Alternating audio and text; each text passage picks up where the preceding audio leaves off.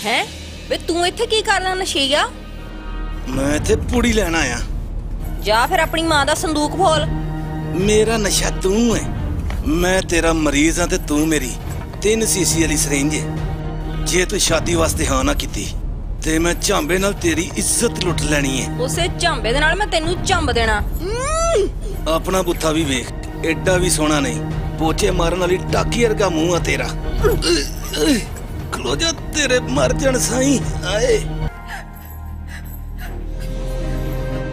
पुत्र की होया?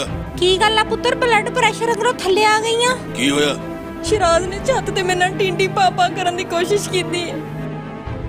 देख ले आपा, तेरे पुत्र ने मेरी धी दे नाल पापी चूलो करन दी कोशिश कीती है।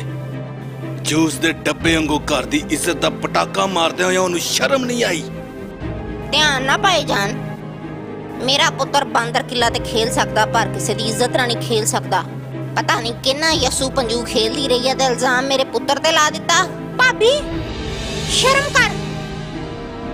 शर्म ना मैं की कच्छा पा के खलोती हां, नाले मेरा पुत्र किसी दी धी भैन लख चुक के ते की पैसे चुक के भी नहीं वेखदा। अम्मा तेरे सामने साडी बेइज्जती होण दई ते तू लकड़ दा सप बन के खड़ी हां।